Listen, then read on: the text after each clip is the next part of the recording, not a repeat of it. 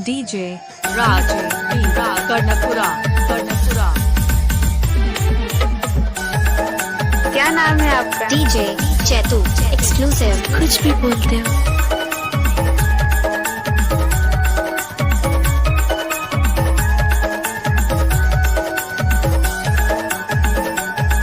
DJ राज Karanpura.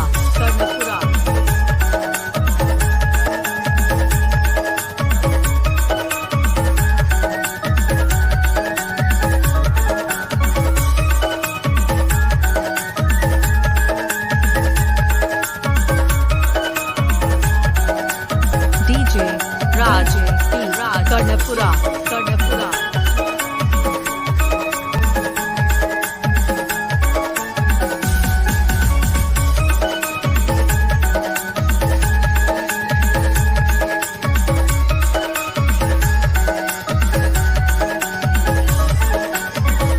DJ राज कर्णपुरा।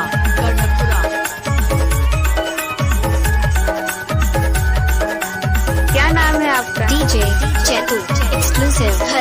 कुछ भी बोलते हो।